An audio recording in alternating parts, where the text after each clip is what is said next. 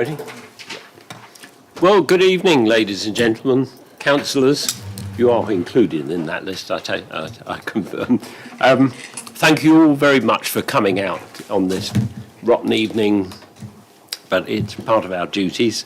I can confirm that this evening's meeting is being live streamed from the chamber. And I would like to remind everybody that it's being conducted in accordance with our standing orders. I won't tell you where to go for the fire exit because you all know. So before I go any further, though, can I please ask all councillors to confirm that they have received the documentation required to consider the agenda items and confirm that all papers have been circulated to them. So can I have your confirmation, please? Thank you. We'll start the meeting, and the meeting starts with public question time on item 1. Have we had any members of the public wishing to speak? The Southwater Local History Group did want to speak, but they couldn't find someone available to attend, but so, no. Right, okay, thank you. Item 2, apologies of absence. Apologies received from Councillors Haddon, Villis, Vickers, and Councillor Brown has informed me that she will be late due to a personal thing. Right, thank you. I think if she doesn't show, then I will note apologies in the minutes. Thank you. We'll now move on to item 3, which are declarations of interest. Does any councillor have a declaration of interest to disclose under these agenda items? No? None. We'll now move on to item 4, Chairman's report. The first thing I have to report at full council, I did it at the planning meeting, was that of the resignation of Councillor Graham Turnwell. I've thanked him for his efforts that he's made for the council. As a result of that, there will be a by-election for Southwater South. That will be on the 12th of March. So if you'd like to note that, please.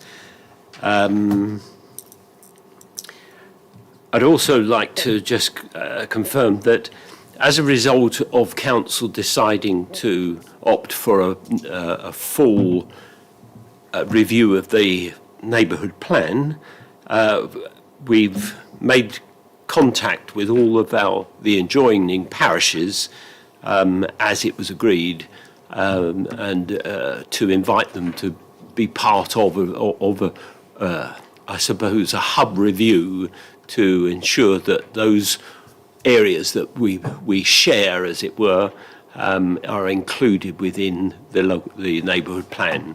The quicker they can see why we're doing it and the benefits for them, the better, and it will allow more time. So hence the reason why we've started that quickly. That's the only things that I've got to report on. We'll now move on to item 5, which is Executive Officer's Report. Thank you, Mr. Chairman. So first item is the Business Support Officer Apprenticeship has now gone live on our website. So we've published an advert for the vacancy, and it's a new career opportunity of a Business Support Officer Apprenticeship. This is a full-time apprenticeship role that combines practical work experience with study towards the Level 3 Business Administrator Apprenticeship Standard. This apprenticeship is expected to run for approximately 18 months, including time for final assessment, with training delivered during paid working hours, and more information will be available via our website. Local government reorganisation and community asset transfers from HDC update. So following the Council's consultation with residents on potential community asset transfers, I can confirm that SPC has submitted an expression of interest to HDC for a number of open spaces and play areas within the consultation.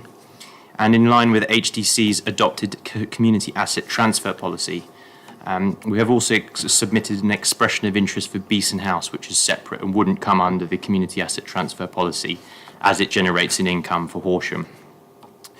HDC have acknowledged receipt of both and confirmed that the first stage of the process for the community asset transfers is an internal officer review by their senior leadership team.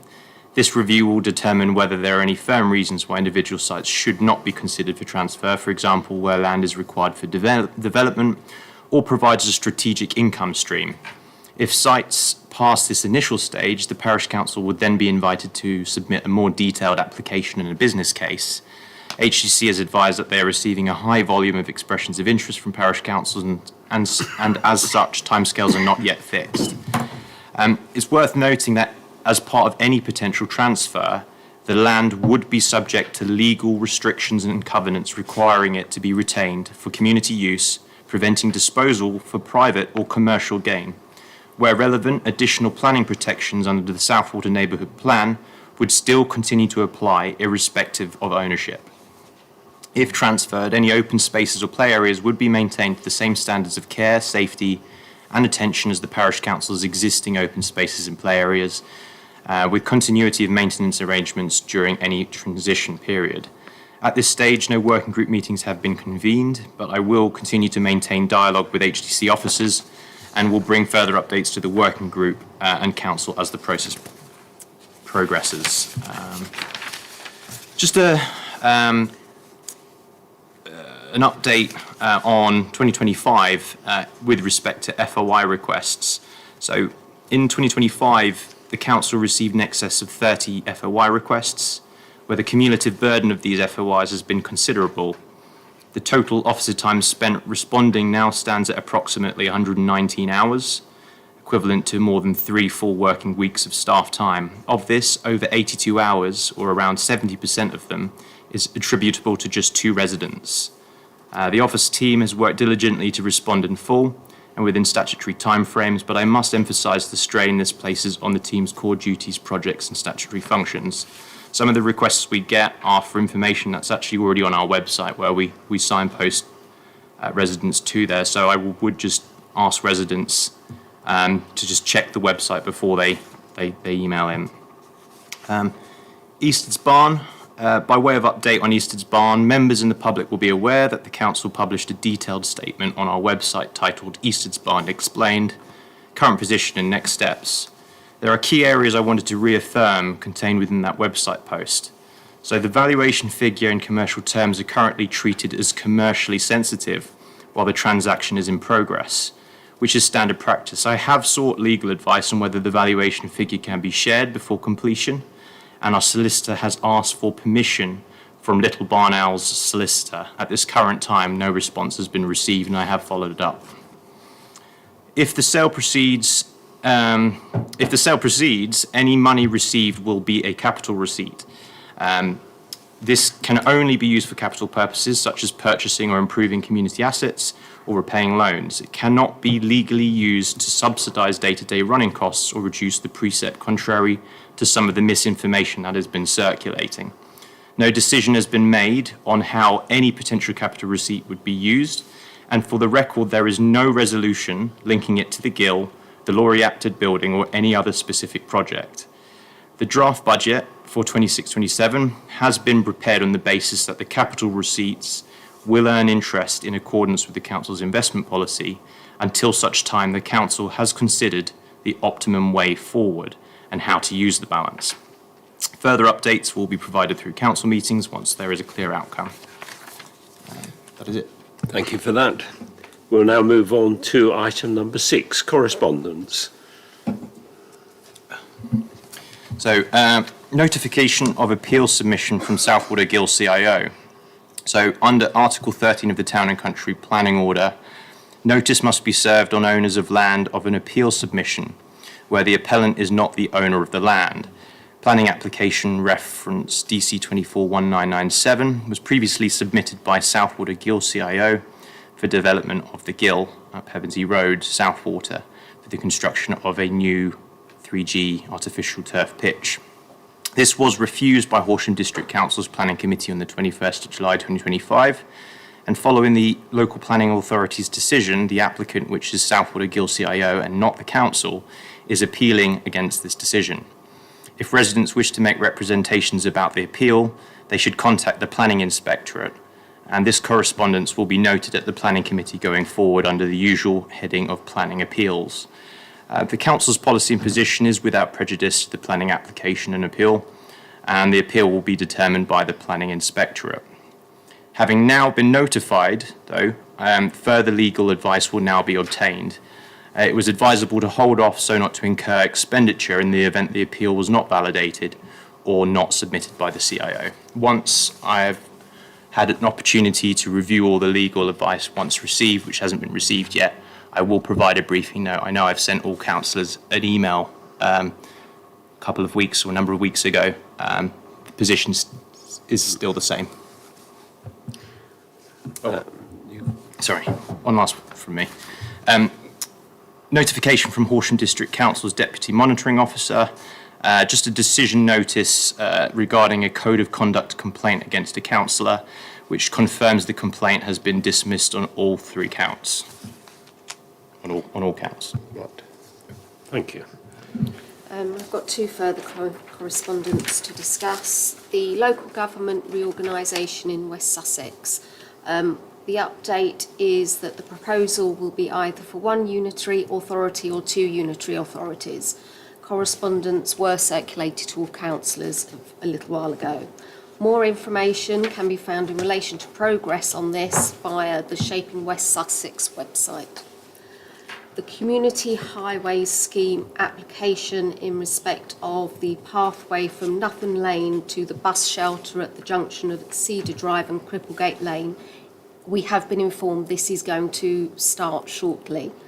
The path will be installed to improve accessibility and safety for pedestrians and bus users, including those with impaired mobility. The exact dates are yet to be confirmed, but whilst West Sussex County Council are in the area doing other footpath works, they will start this works as well. That's it. If we could just note thanks to the Senior Operations Officer for her hard work on the application. Yes, and that was something that was a fairly easy do, but difficult to get off the ground. And it will save a lot of parents having to clean their children's shoes in muddy weather through traipsing through the mud. Yes, thank you for that. We'll now move on to item 7, which is meeting minutes. Now, our first meeting minutes are the minutes of the full council meeting of the 19th of November 2025. Those present at that meeting may vote in this, so I need a proposer and a seconder for accepting those minutes. If you would like, I'll remind you, they're on the minutes so that you can see if you were at that meeting. Councillor Haddon, Potts, Cole, Turnbull, Brown, French, Brierley, Pearce and Vickers were at that meeting. So I could do with a proposer for those minutes, please. Councillor Pearce proposed, Councillor Brierley seconded. Can I have a vote in favour of acceptance of that, please? All those that were at the meeting, yes.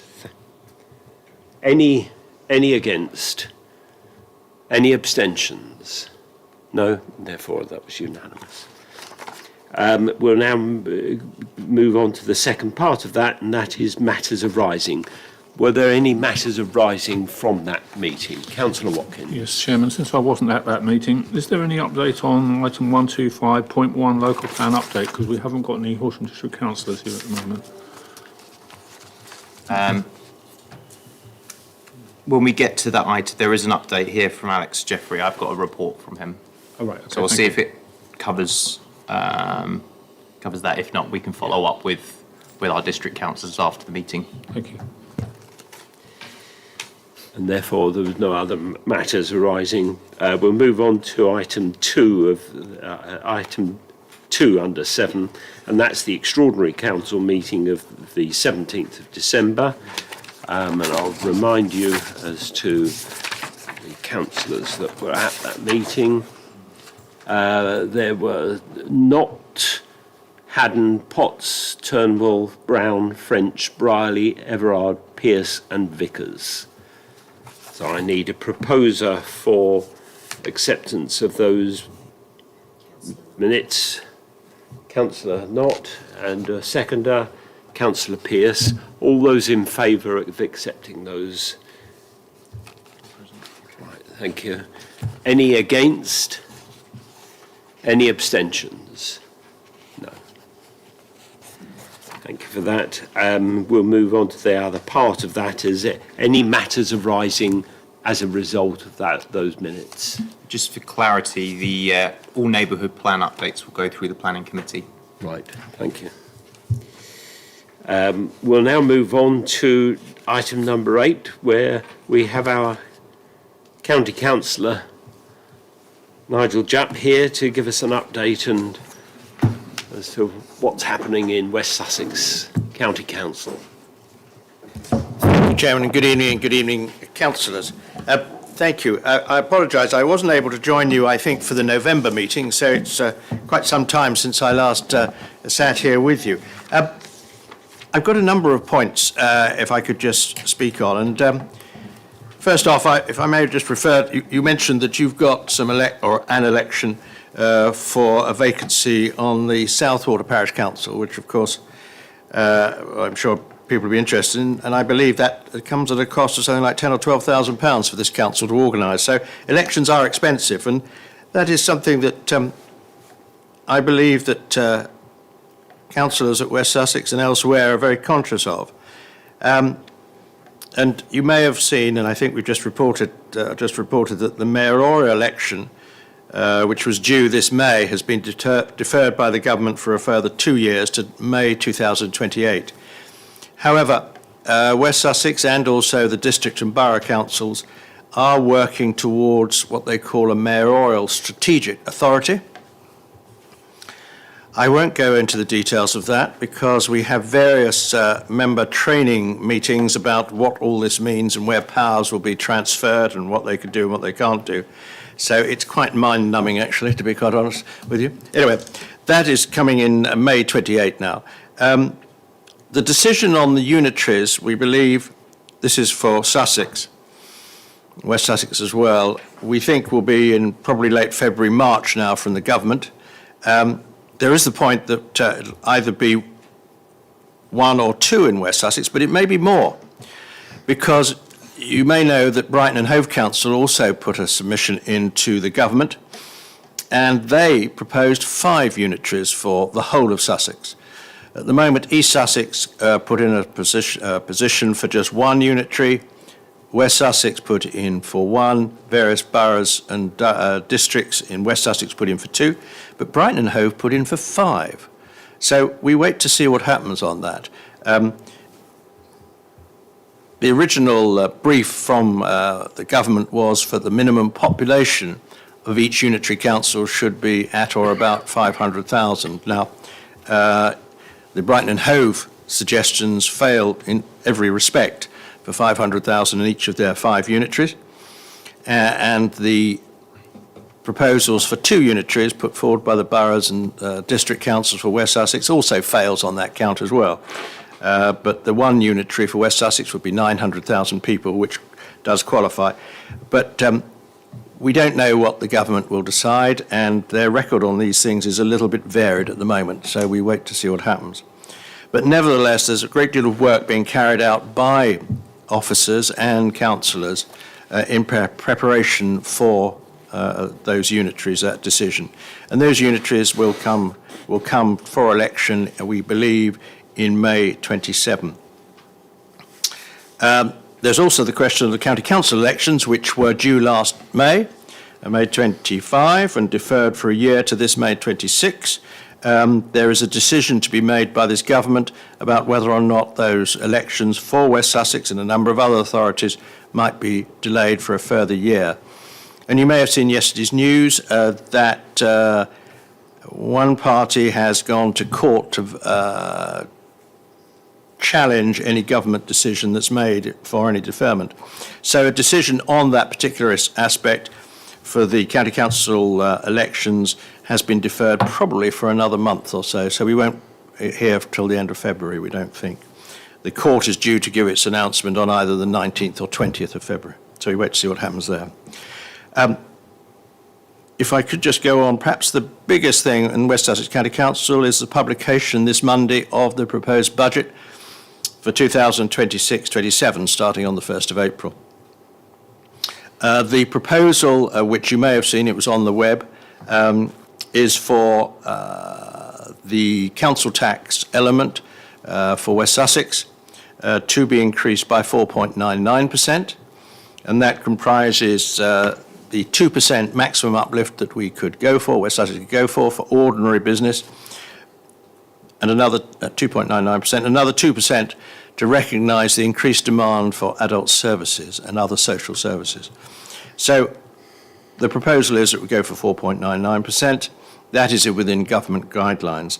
And that means that the council precept for West Sussex County Council will rise to something like £660 million, which together with government grants would take up the council tax income to just over £900 million next year. A considerable sum of money. And as you may know, in terms of council services, the County Council provides 80% of all council services in this county. It is a big organisation and has a lot of work to be done. That means, and I'm afraid I left my notes back at home this evening, but I think it will result, if that is approved, an increase of £1.73 per week for an average Band D householder. If I could come to matters more local, we've had a great deal of rain recently, and I came through some floods today when I drove down to Chichester and back again, and also this evening when I came here. But I was pleased to hear from your chairman that we didn't have any floods in Cripplegate Lane tonight or today. And I did check with the officers today because I think it was just before Christmas there was flooding down there, and some wags did put on some humorous posts on the local Facebook page. But I was pleased to hear that I think the drains at the bottom where it crosses, Cripplegate Lane crosses the old South Downs link, was jetted at the beginning of the month, and I hope that that work will allow it to avoid any more flooding, even though we have some exceptional weather recently. I was unable to attend the recent councillors' surgery held a fortnight ago, I think 10 days ago. However, I did take the opportunity of reading the notes, and I thank the Vice Chairman for her notes. And I saw that there was particular reference to instances of potholes or emerging potholes, I think I'd like to call them, probably in Cripplegate Lane and also Station Road. And I spoke to officers about those already this week, and inspections are in hand for that. There's also on the work programme to some of those potholes, and also the footway in Cripplegate Lane, which I know councillors have talked about. I found out today that you may have seen recently, when the highways officers go and inspect a pothole, or a pothole's been reported to them, they go inspect. If they think it's worthy of repair, they usually mark it with some white paint or whatever the case may be. And so it's very helpful, because after I read this post, I went along to Station Road and Cripplegate Lane just to check whether people had been out. Anyway, we've changed, I'm told, to a very eco-friendly paint at highways. And it's very good for the environment. However, it washes away very quickly. So I have remonstrated with officers, said, well, this is very good for the environment, I'm sure. However, when my residents and local councillors, for instance, parish councillors, talk to me about potholes, I find it very reassuring to say, yes, it has been inspected, because I've seen the white lines around them, and that indicates that something should be done within the next 28 days. If those lines aren't there, I feel rather naked going to see a parish councillor. Anyway, I'm told that officers now take a photograph of when they do their new white lines before they get washed away, so they do have that record when they talk to the contractors. But I just thought I'd let you know. So when you see a pothole and you don't see white lines, it doesn't necessarily mean it hasn't been inspected and is due for work. And certainly I'll be making checks. And officers actually did comment. I know a number of people have reported potholes recently to them, and they thank them for doing that. If I could just go on, a couple of other things. The community highway, or the TRO, Traffic Regulation Order, which was submitted for reducing speed from 40 to 30 miles an hour on the stretches of Worthing Road at its northern end and its southern end, I think we know was turned down because of the cost, because traffic regulation orders are supposed to be for less expensive activities. And the officer who we met, Chairman, a few months ago now, it costed it something like £15,000 to £20,000, which is over their limit. So it is going forward for what's known as a community highway scheme, because it falls into that category. Bureaucracy means that these things have to go through all sorts of moderation. So I don't imagine that will be put into place for probably another year if it meets all the requirements. There were, I think, over 200 supporters of this particular proposal. The schools came out. I think you did a very good Facebook publicity campaign, and they were overwhelmed. So it seems to me it ticks all the right boxes. I'm not quite sure whether or not the police information on traffic collisions merits a reduction. I haven't heard that, but that would be one of the points that needs to be looked at. But I hope that will come forward and get approval later on this year, or something happening next year. So I hope that will happen. I had some correspondence, or I saw some correspondence with one resident who lives in one of those roads that has recently seen some break-ins and break-ins to cars. And the belief is that those raids took place in the early hours of the morning when street lighting was not on. There are a certain number of hours in the early morning where street lights are turned off. I've spoken to the street lighting people at West Sussex County Council. They tell me that this policy of cutting the lights off at certain times early in the morning is a policy that's widespread for a number of reasons. But also, they've never had any evidence or lobbying from the police authorities about the benefits or otherwise of keeping the street lights on all the time. I'm told tonight that their evidence is that street lighting does not actually impact upon the incidence or the levels of that sort of behaviour. So I just mentioned that to you because I know that there has been some poor behaviour in certain roads. Finally, if I may, I hope this is not a hostage to fortune, but at the beginning of March, before the next time I meet with you, the admissions for our secondary schools, for our Southwater youngsters, will be announced. And that will be probably in the first couple of days of March. Now, I hope that there will be no repeat of those terrible problems we had over the last 3 years about not having enough spaces in our co-educational schools in Horsham for those children from Southwater who wish to take up a place there. As you may know, Millay School is now turning, or will be turning, into a co-educational school.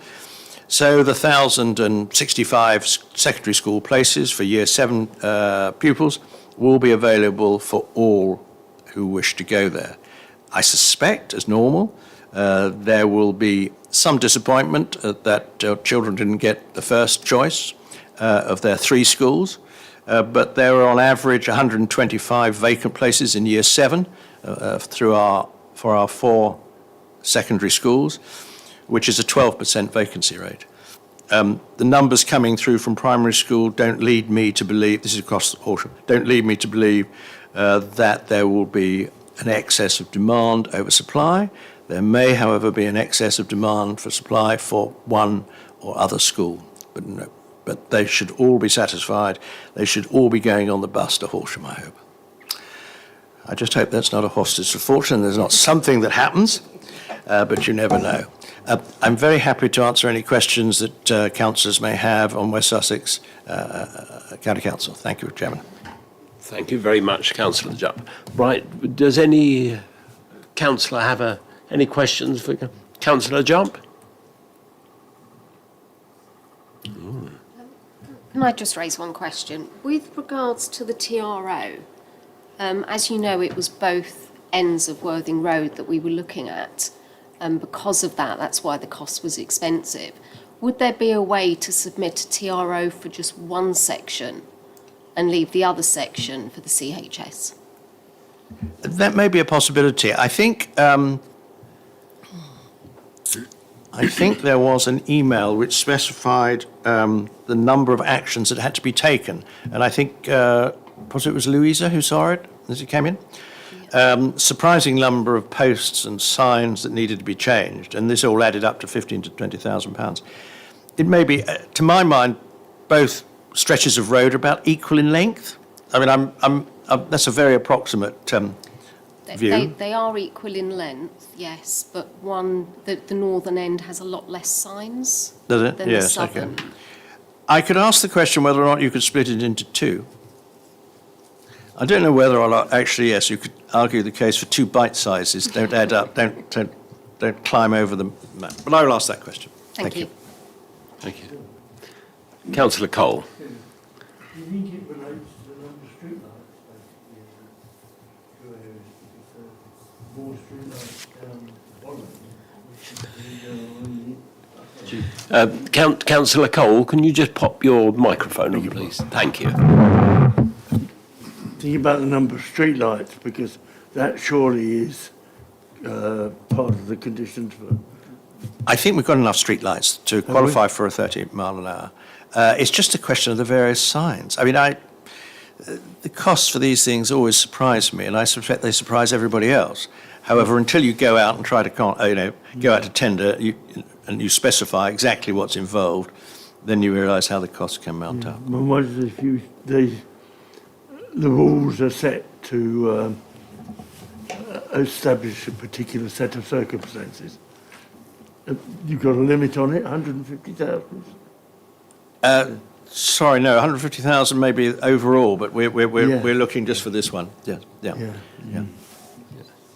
If I just add for clarity, the reason the cost is quite substantial is traffic management systems they have to put in place are the most costly aspect of changing the signs. Yes. Health and safety. Yes. Health and safety. Health and safety. I can resolve that. Can I ask Councillor Everard. two things? One, I think on the TRO, certainly the north end doesn't have as many roads coming off the Worthing Road, which is why there are less 30 to 40 signs and 40 to 30 coming the other way, whereas the south end has a lot more roads coming off the Worthing Road which drop already to 30, so you have to change more signs, is what I understood from when I read it. Secondly, you mentioned about the potholes and the lines and the crosses. How many days do they then have to fix it? 28. There's one on the Worthing Road going into Horsham, past the Boar's Head, over the Humpback Bridge, going down there, that has definitely it's still got its white lines on after the rain, but it has been there way longer than 28 days. And the only reason I mention it is because it is a considerable hole that I see cyclists swerving to go round on a regular basis. Well, I notice that damn thing every time I drive in, and my wife and I say, why hasn't that been done? But it's not in my district, I'm afraid. No, because that's Worthing Road, Horsham, and so my constituency starts south of the railway bridge. So it's nothing to do with me. So I think it's terrible as well. I concur as well. Thank you for that. Were there any other questions? No? I've just, one thing for clarity. Millais, when will the co-ed formally start there? September this year. September this year, it will formally start. I am making the assumption that all the building works will have been completed by then. There are certain building works, as you would understand from the introduction of mixed classes, that have to be carried out. I mean, they were set in train some time ago, but one assumes that they will be in place. Yeah. And of course, it will only apply for the first year, for the year 7, the entrance of that year. That's fine. Yes, year 7 from September, this September will be September. mixed. The upper, years 8, 9, 10 will all remain girls. And Right. as it goes through, over a 5-year period, it'll then become totally co-educational. Well, Lovely. that's a very brave boy then. One last thing, and I think our officer has raised it. Something that had surprised me was there was a large section of Millfield that was the footpaths in Millfield which were resurfaced. Wasn't something I was ever aware that was needed to be done, and also we didn't get any advice on it. The contractors turned up and they dug up the paths. I will have once I've had a good look at them. I think it would be good to get one of your engineers to go and have a look at the quality of the work done there. But the same contractor is doing some more work on the footpath between Station Road and Cedar Drive. That the entire length of that. A lot of that sort of moves away from the highway and goes around trees. But we had no knowledge that bit was going to be done. Now, it's always really good to have top-class footpaths, but I'll be in contact once I've had a look at the quality of some of the work that's been done. The bit that I suppose we were aware that needed to be done as a matter of urgency was the stretch from the Millfield down to the Country Park entrance, where it goes past Botting's Hill and all of those houses there, because that section of pathway is quite very poor. Yeah. Right. Okay. Well, look, I'm aware that you have got another council meeting to go to, and we wouldn't want to stop you getting off to your next council meeting. So thank you very much for taking the time and effort for coming and updating us with the news from West Sussex County Council. Thank you. Thank you, Jim. Thank you.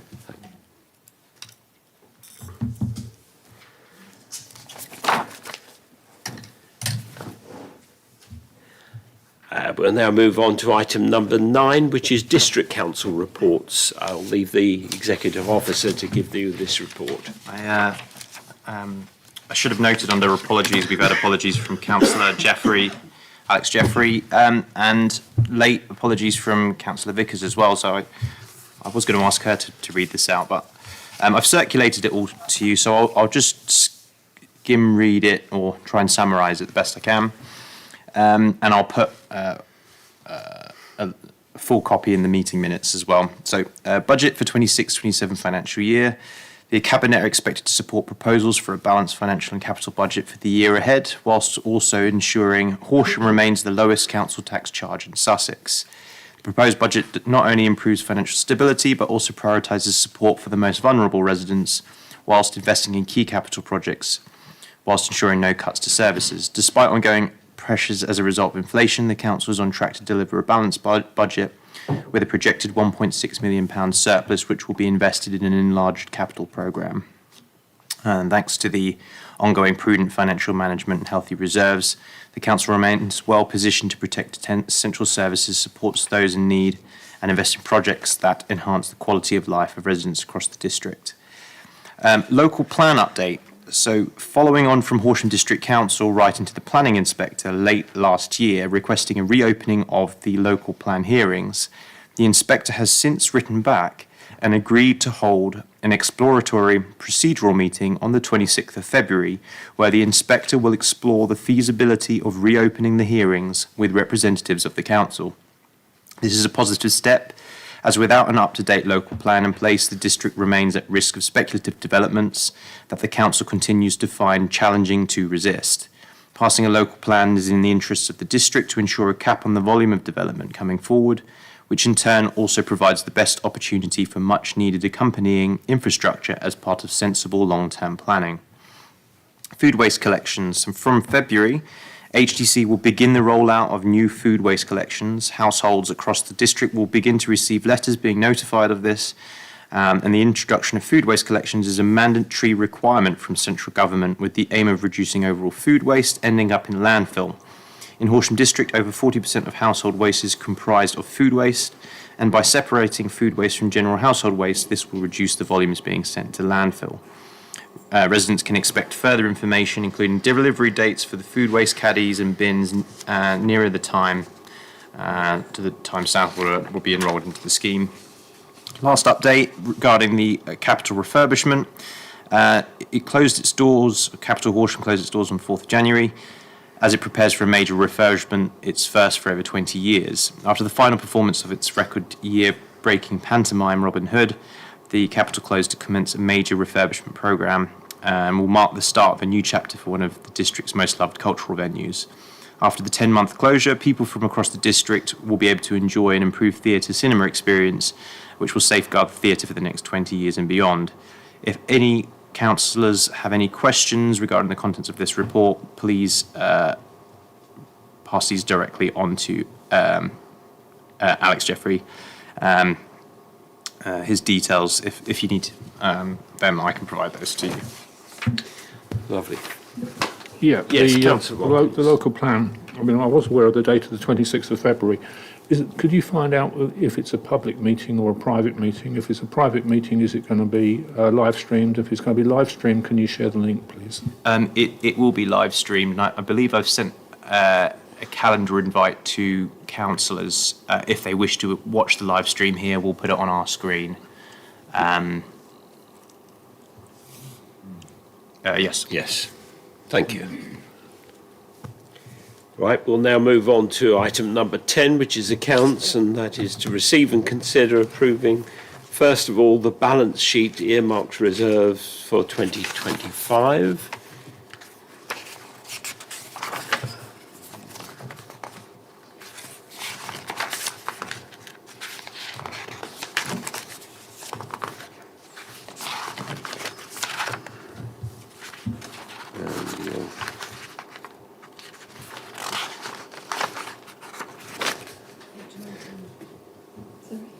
It's page 19. Page 19, thank you for correcting me on that. Oh, yes. Page 19, right, you've all got the details of the balance sheet. Can I have a proposer and a seconder for that? Councillor Pearce proposed and Councillor Knott seconded. All those in favour? Was that... I think that was Councillor Brierley. Was that a yes? That was unanimous. Thank you for that. We'll now move on to the second item of 10. That is the detailed income and expenditure, which is that item page 2023 and forward of that. Can I have a proposer for that, please? Councillor Knott has proposed. Councillor Stannard has seconded. All those in favour? And that's unanimous. Thank you for that. We'll now move on to item 11, and these are minutes from committees. The first is the Finance and General Purposes Committees meetings of the 17th of December. So we need to receive and approve these. Those present at that meeting were Councillors Pearce, Brown, Cole, Turnbull, Knott, Vickers, Moore, French, Potts and Brierley. So can I have a proposer? Councillor Potts has proposed and Councillor French has seconded. All those in favour? And that's unanimous. Thank you. We'll now move on to the second part of that, which is the Planning Committee. Now, that's of the 3rd of December. We just need to note that because those minutes were approved at the last Planning Committee meeting. B under Planning Committee, and that's the meeting of the 7th of January 2026. Those minutes need approving. Pardon me.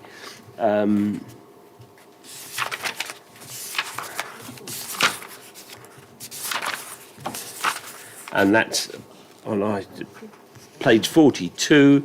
Those present at the meeting were myself, Haddon, Pearce, Stannard, Briley and Everard. Can I have a proposer for those? Councillor Stannard, seconded by Councillor Pearce. All in favour? 1, 2, 3, 4. That was unanimous for those at the meeting. Thank you for that. Item 3, Health and Safety Committee. I don't believe there's any report for that.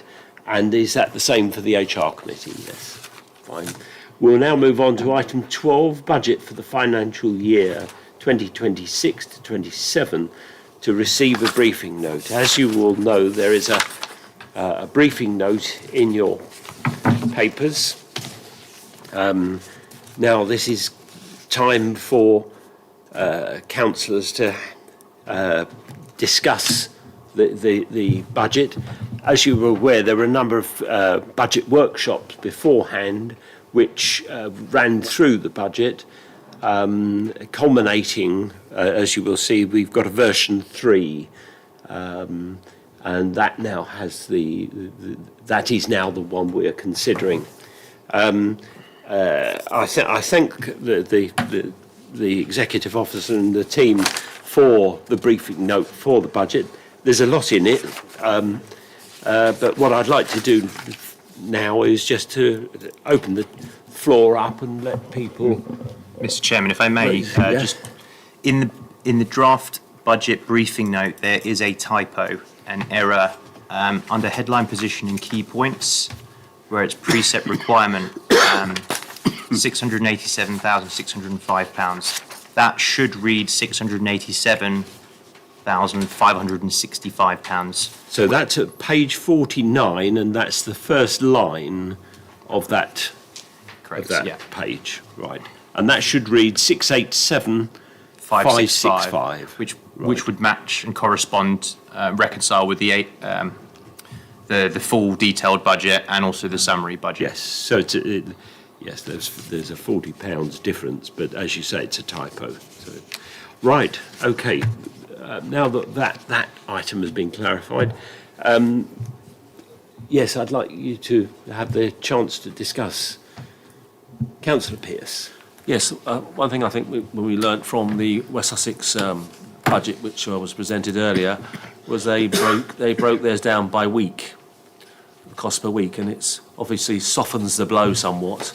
And I think that maybe we should perhaps include that, because obviously ours is quite a significant percentage increase, but in pound note terms, when you break it down that much, it's, if you like, it's I think from a PR perspective, it could help. The West Sussex County Council's proposed increase on a Band D works out at £7.50 per month.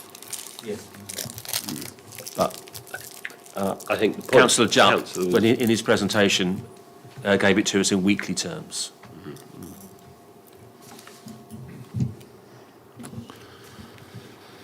And I know that after tonight there will be an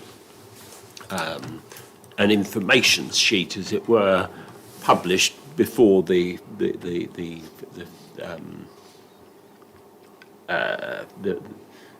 explain to residents how the budget is worked out, and also some of the factors that have contributed towards what we would, I suppose, think as more than an average. Are there any other councillors? Yeah, Councillor Watkins. Page 50, you note the reserve recovery provision of 2,287 hasn't been included in the budget, and you're asking the councillors to decide whether or not that should be included in the budget or whether it should be picked up again next year. I think I think the first thing I need to establish in principle with the council is that general reserve should not be used to support recurring expenditure, except when there is a surplus to the minimum reserve level. So over the last number of years, the council has had a surplus of general reserves over and above its minimum figure. As a result, the last couple of years we have, or the council has, put together budgets where it has offset those using the surplus in general reserves. There is no longer going to be a surplus come year end. Now, the projection in the full detailed budget projects us to be at £213,713, which is circa 2,300 below our minimum figure.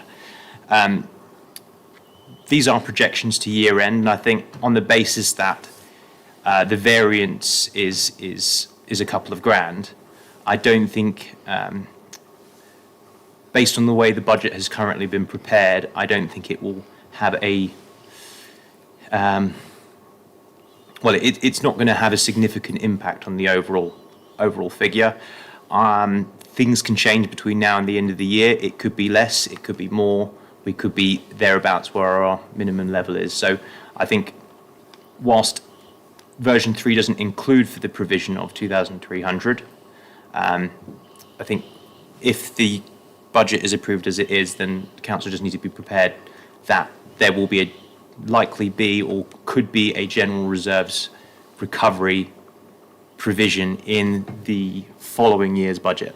That's the point I was actually making. You seem to be asking for the council to understand and agree that that's what this budget includes, and I just thought it needed noting at this stage, so that if the councillors don't feel they want to increase the budget this year, then if figures work out as projected, then there will be an increase next year. Yes. But obviously the councillors need to be aware of that provision. I just thought I'd make a point.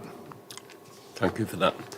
Councillors that have been here for some time will remember, and you can see it in one of the pictorial on the page 54, that we had to raise the precept substantially to put the reserves back to where they needed to be. Our external auditors were very critical of us at that time, because to soften the blow to residents, the parish council then decided to use the reserves to soften the blow. What happens then, all you have is robbing Peter to pay Paul, because finally we had to put the reserves back because our external auditors said you cannot continue the way that you're doing. And whilst I can accept there is a want not to face a cost, a higher cost for our residents, we have a responsibility to make sure what we do is right. So, and that's the decision that we are faced with. So, are there any other questions from the floor regarding the budget as it stands? Mr. Chairman, if I may just come back on Councillor Pearce's comment about displaying it or what the nominal amount is per week on a Band D. So I appreciate the headline figures I've put in the report on a per month basis and per annum basis. Per week basis, version 3 of the budget is 58 pence or 58p per week on a Band D. Right, thank you for that. And of course, you'll see on page 50, it's set out the main drivers of change. Of course, the biggest one in there was the neighbourhood plan. And as you know, we had our extraordinary meeting late last year, which was to decide whether or not what we did with the neighbourhood plan. And overwhelmingly, we realised that it was a very tough decision facing us, that the only option was to go for a full review. That comes at a cost. But we have to realise the benefit of having that. Yes, it does come at a cost, but without it, we really would be criticised for not doing what we need to be doing for the people of Southwater. And a new neighbourhood plan is essential. And you'll see all in the local government reorganisation and devolution readiness. Now that's going to mean, because as things progress, it may be that we take on more and more assets. It will mean that the council will have to grow, the cost of running the council will increase as well. But it's a cost of, if we want control of those things within our community, it's a cost we're going to have to bear. And something that is alluded, is mentioned in there, is that potentially, at the moment, the government has said they're not going to cap parish councils. We don't know what is likely to happen past that date, and I think it's 28 to 29. But they put a time limit on it. Now, when a government puts a time limit on, it usually means that they'll review it and then decide from then on. We could be capped from then on. If that happens, then if we've started at really low cost at the beginning, we're going to be saddled with that going forwards as well. So I think, I have to say, the briefing note is really good. I think it explains the position well. Thank you very much for making sure that that's gone out, because I think it's allowed us to realise that, yes, it's a hard pill to swallow, but we know that this is going to be the best for the people of Southwold. Councillor Potts. I just want to ask a couple of questions. Obviously, you talked about the numbers of expectation management for people, managing it on a weekly basis rather than, also, like most figures, you can twist it in whatever way you like, really. And I'm mindful that it's around about 8 times the rate of inflation as well, isn't it, this rise? So, for expectation management, we need to be mindful that it could be flipped on its head in another way, that's a lot of a bigger increase. But justifying that, obviously, the community wardens that we're bringing on board is a big asset, I think, and the neighbourhood plan, like you said, which is important. The other question I wanted to ask about was, obviously, talking about the yo-yoing in the workshops that I asked earlier. You highlighted that it was 23 and 25%. That was when the council their backs were against the wall, and it was quite drastic. We needed, but you highlighted in the middle where there's good clawback, because we needed to drop that level because we had too much in reserves. Was that the question? Yeah. And I'm just mindful our backs aren't against the wall now, and I'm just wondering, the jump is it to justify the big increases in the neighbourhood plan and the wardens and so forth? Could be explained in quite a few ways. So the 3 years where the bandy was higher than it would be in the new proposed budget. If you adjust for inflation, and in real terms, the bandy that we're proposing, or in this draft budget for next year, for the ensuing year, is actually 24% less than it was 6 years ago. So whilst residents won't necessarily sort of lock into what is the real rate versus the nominal change, even on a nominal change, it's 6% less than it was then. The council was in a situation where it had to replenish its reserves, so it did that over a 3-year period. But one of the reasons why the bandy dropped quite drastically when I came aboard was there were significant cost savings that we were able to bring into the council, huge improvements in efficiency and effectiveness, how we manage everything, process within the office. We operated on arguably far too low staff for a period of time, which was detrimental to staff well-being. It wasn't sustainable. We managed, we coped, but some of the councillors who've been here for a while, and those who've had some involvement in the HR committee, will know that I was under quite a lot of pressure to increase staffing sooner, and I think due to limited bandwidth, it was very difficult to expand the team as quickly as we needed to. We needed to take on more staff quickly, but when you've got a small team that's already under the cosh, it's quite hard to train and give the due time and attention that new members of the team really need to embed and become valuable. And that's why we've had a staggered approach. So you could argue that the council made an error in shaving as much off the budget in those years. Should it have been more strategic and taken more of a political approach to say, actually, we've got the Band D up to where it is, let's try and keep it there. But that wouldn't be right either. A budget should be based on known data. Our budgeting process has improved drastically over the last couple of years with the data that goes behind every figure. We've got the best part of 40 spreadsheets that all feed into the forecasts that we do. And yeah, I think because of the efforts of the council was able to reduce its Band D and its precept. And now we're in a position where our reserves are where they need to be. To address the point of we're in a good position now, yes, we are in a good position. But based on the JPAG and the practitioner's guide, our general reserve policy and our figure is at a level where we as a council of this size with the total budget that we've got, we can't be going any lower than sort of the £200,000 mark.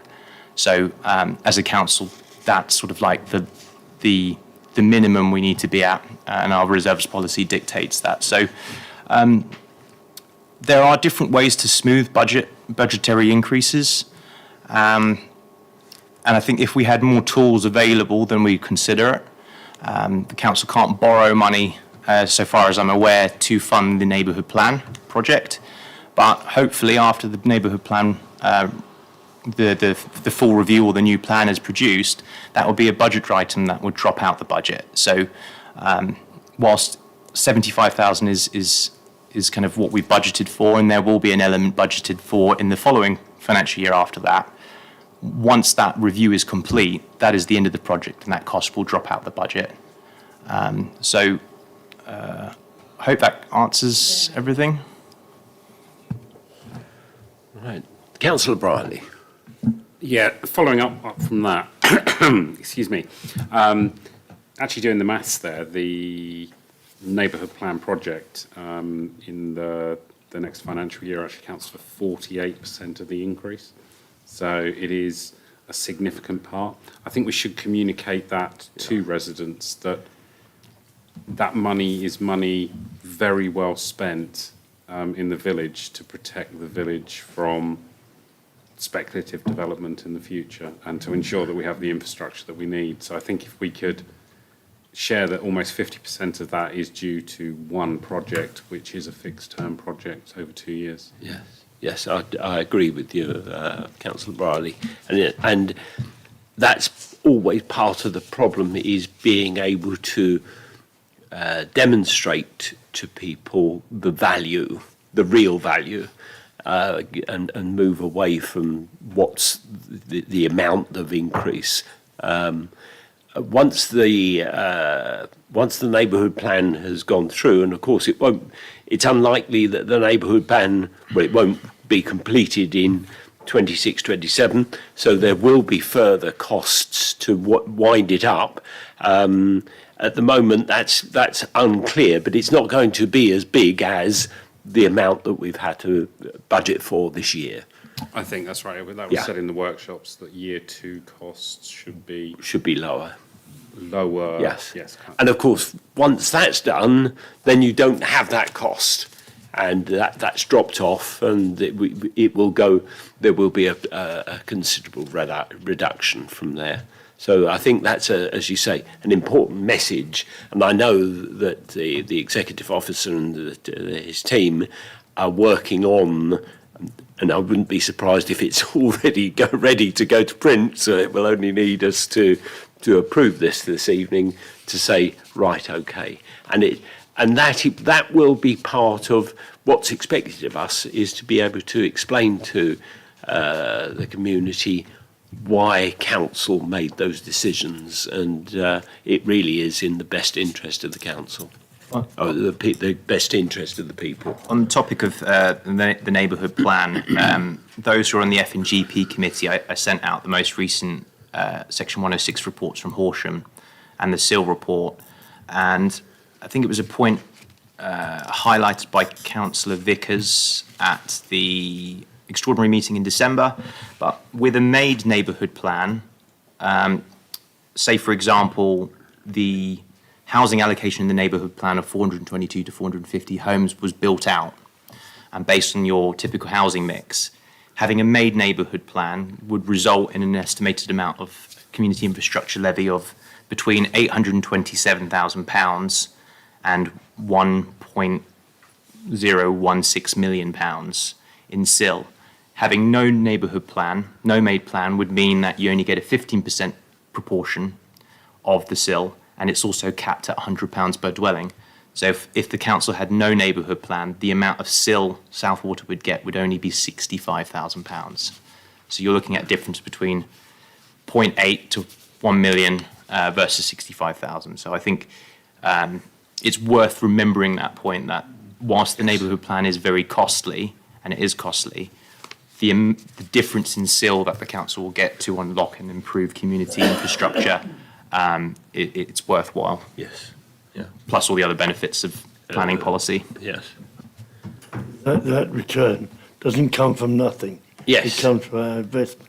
Exactly. It comes from the neighbourhood plan. Would any other councillors like to ask any more questions regarding the budget? If not, what's in front of you, the decision required is that that we approve this revenue budget and the resulting precept requirement. The resulting precept requirement is on that the top line of 49, which is 687,565. The budget, just so it's clear, it's in the briefing note, but the budget is inclusive of the earmark reserve provisions on page 51, I think it is. Yes, 51. Yes, 51. Right. So can I have a proposer, please? Right, a proposer, Councillor Knott has proposed. Can I have a seconder? Councillor Cole has seconded it. All those in favour? And that's unanimous. That was Just that was double check. unanimous. Right. It was unanimous. It was unanimous, yes. Sorry. Thank you for that. And again, we've had a difficult decision, but it's the right decision.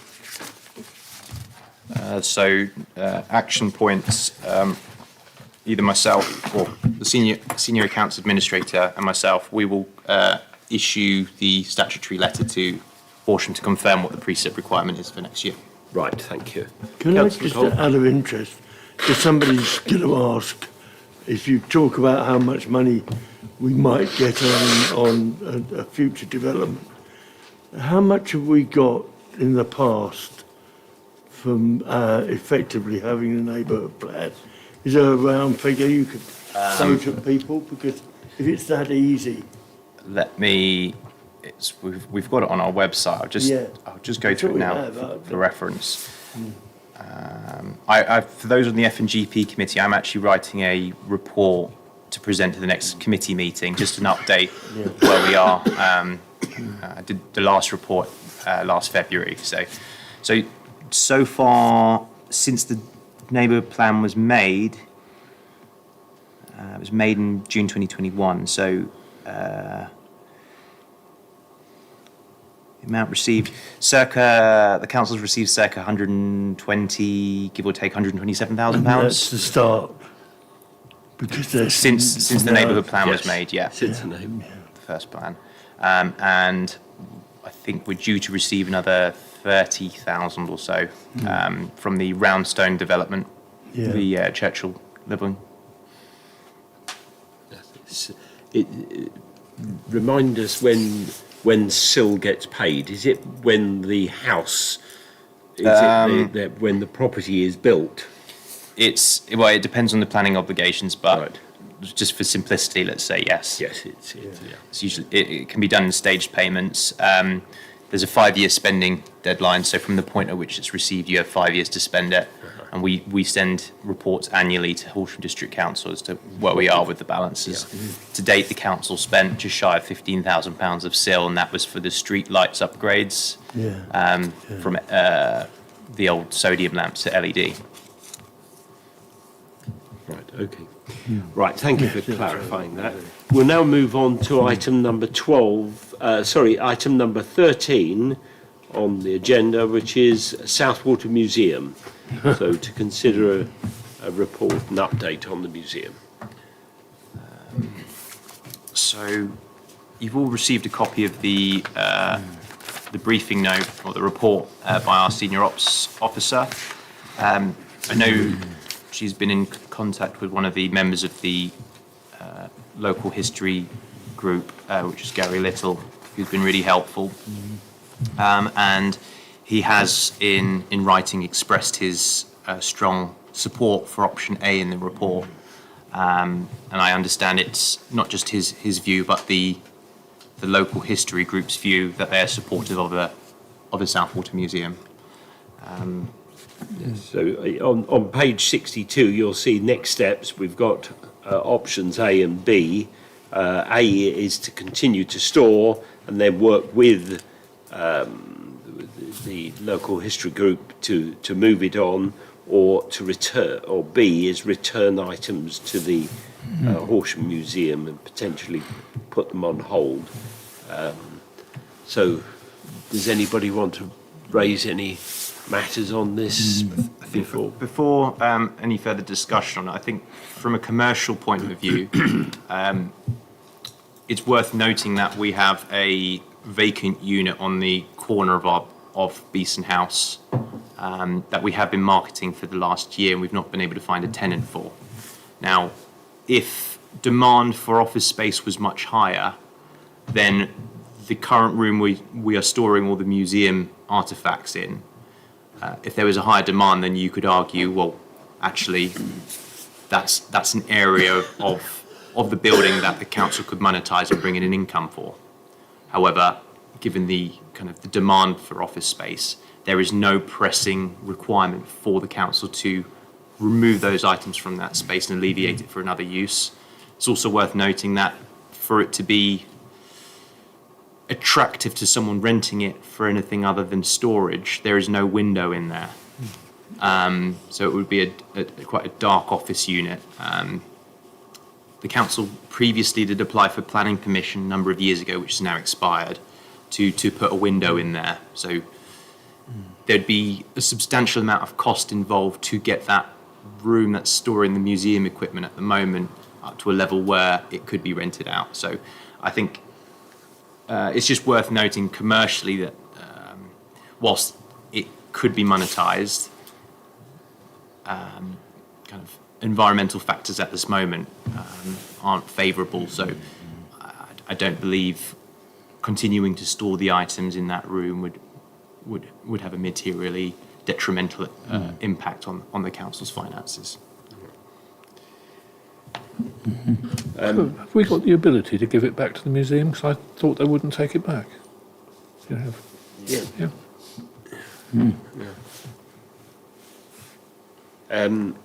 Yeah, the previous curator, I can't remember their title, the council originally took on the storage of the items on the basis that if you didn't take them on, they'd be lost forever. We now know through work with the new curator and Louise's correspondence and meetings with them that is no longer the case. They have got the storage and space to take it back. It wouldn't be lost. The items are in still belong to Horsham Museum, and they are on loan to Southwater Parish Council. We cannot actually own the items unless you'd have to have a properly constituted museum to hold the artefacts. So they're on loan. But yeah. So technically there is a third option. To give it back to the museum and they can actually display it.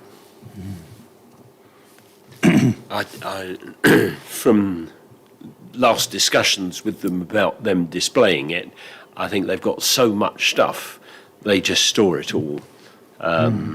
So, yeah, it comes down to a point where if there's enough will in council and the community to have a museum, then fine.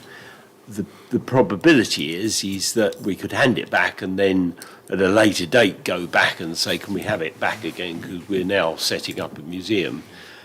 So yes, there is that option. Could we check whether they would display it if they took it back? We could at the time of them handing us over, their view that they were going to get rid of it because they didn't think it was worthy of a display in Horsham. Yeah, well, that wasn't the point I was asking, just to dot the i's and cross the t's on it, rather than store it here. Could Yeah. We can ask the question. We can ask the question though, yeah, because if they've now got better storage, it may be that they could just continue to store it for us until such time as we decide a museum is what we want to do.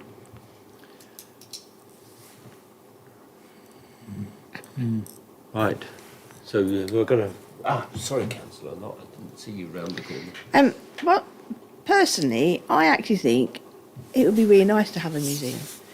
We've got junior schools here. I remember my children where we used to live, and when they were in nursery, they'd kind of go for a walk and, in the local high street. I think it'd be really nice if some of the local schools and some of the local children had, they learn about history, and it would be nice for them to learn about history on a local level as well as expanded.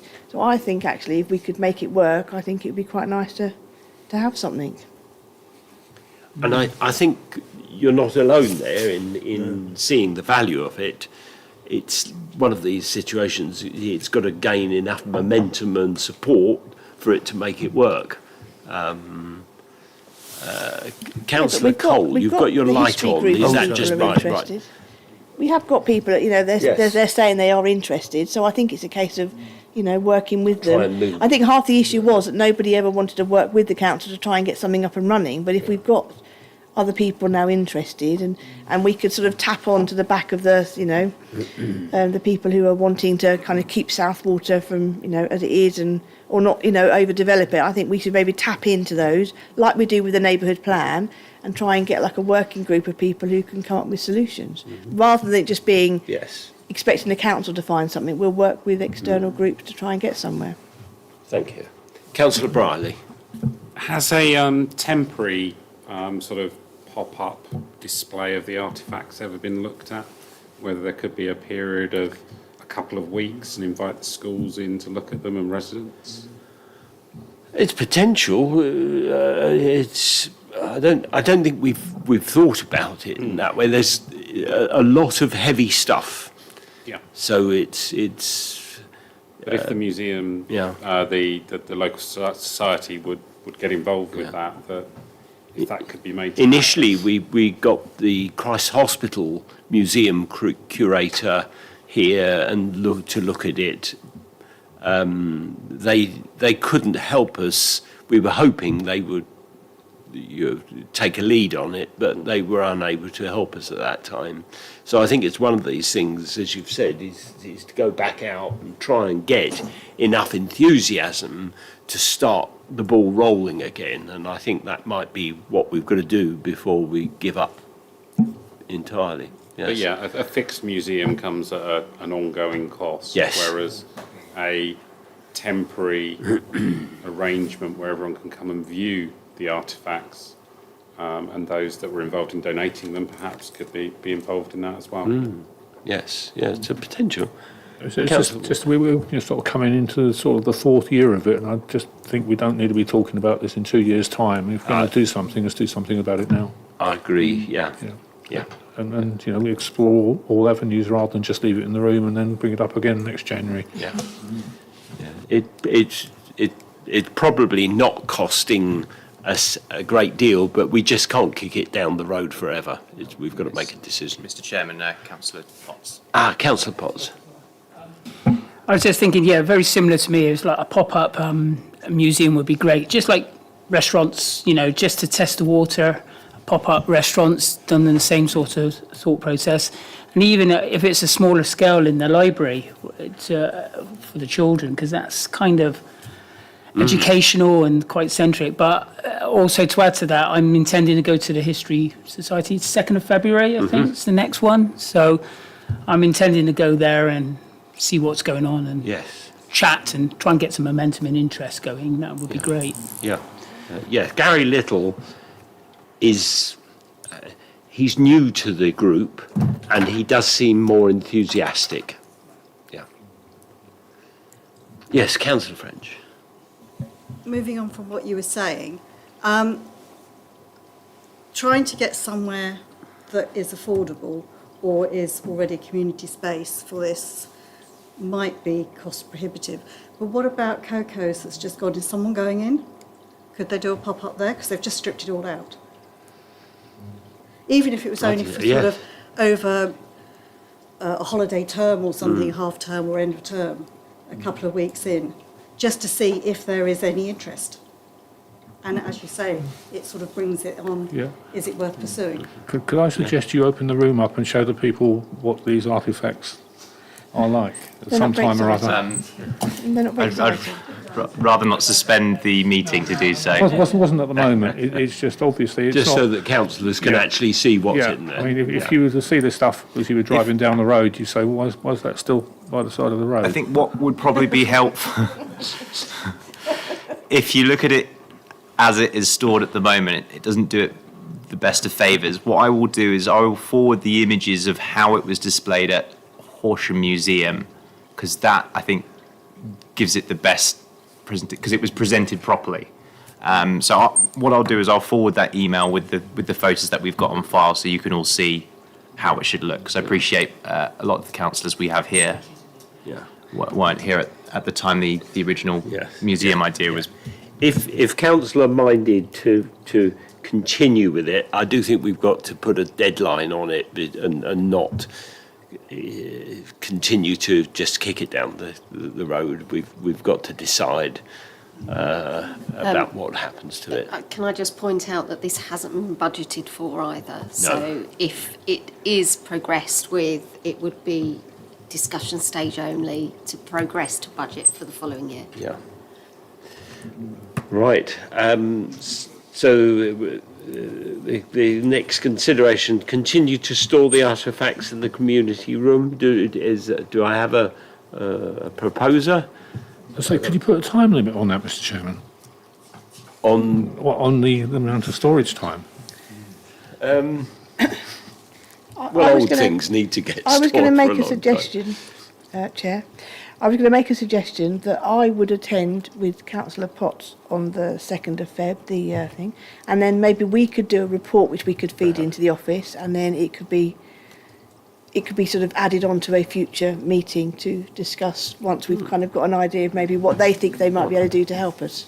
Right. But I think if we say in a year from now we've got to have made a decision.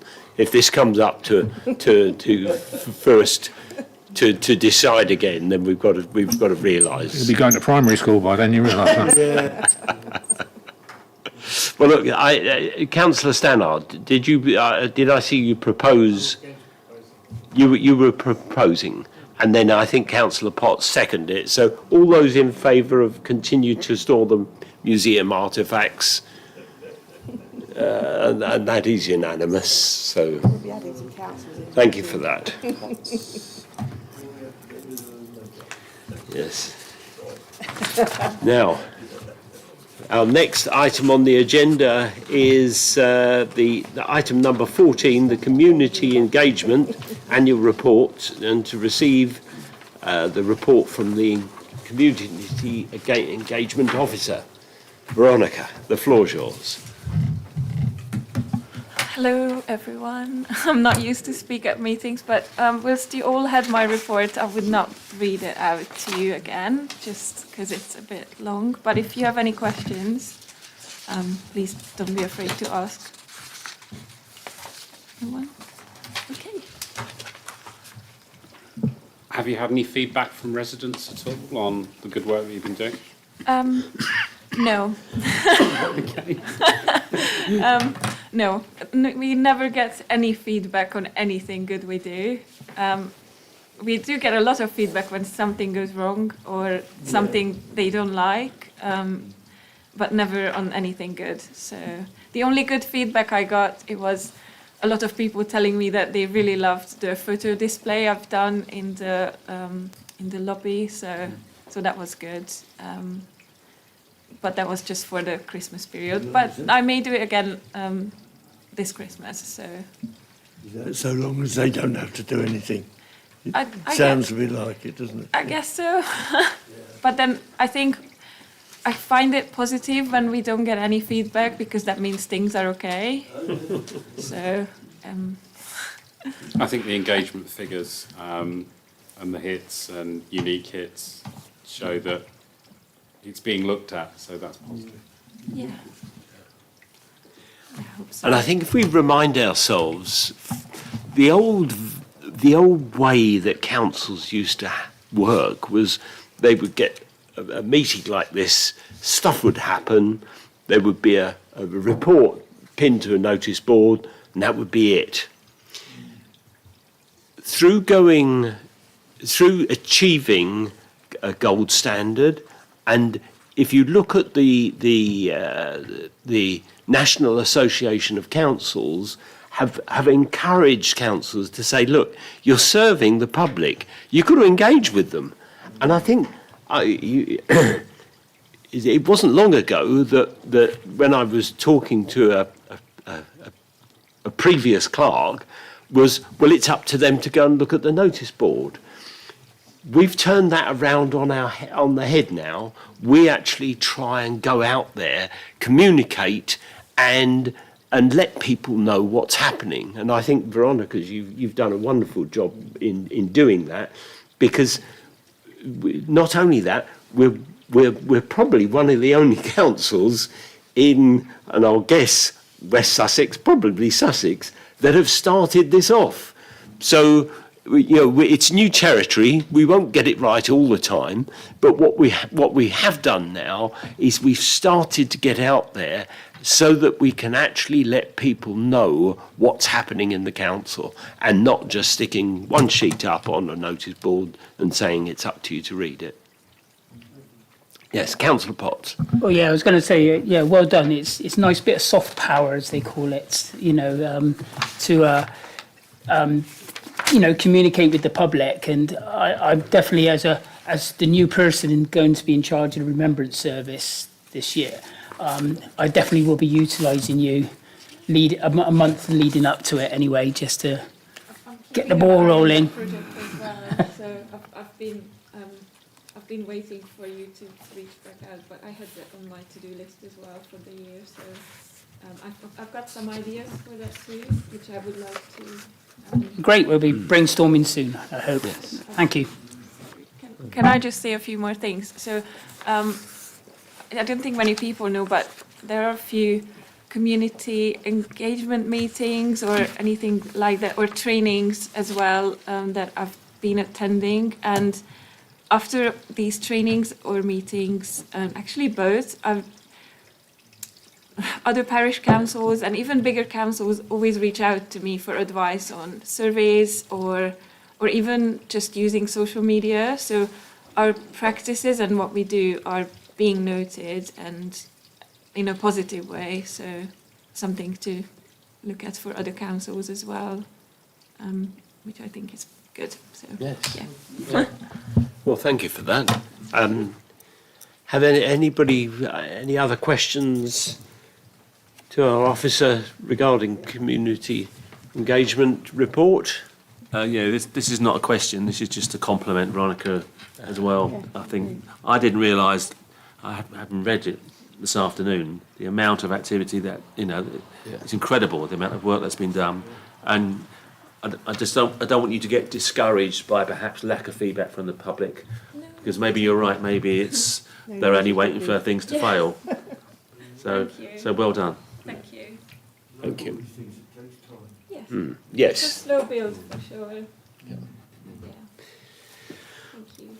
Right. If there are no further questions from Community Engagement Report, we'll now move on to the next item, which is item number 15, which is the new community room in Beeson House, to consider and receive a report. And I'll let our Assistant Officer take over, or Sorry. maybe you. I know, I was just going to say that the moment you start discussing any of the quotes, I think it'd probably be easiest if you go into confidential session so you can talk freely about the contractors and their prices. I think, yes, I agree with you. So, yes, on that note, we will now enter into a confidential session, which means that the live streaming will stop. And as this is the last item before the final item, which is date of next meeting, we shan't resume streaming. And I'll for those still online, the date of the next full council meeting is on the 18th of March 2026. So we'll now enter into a confidential session regarding the new community room.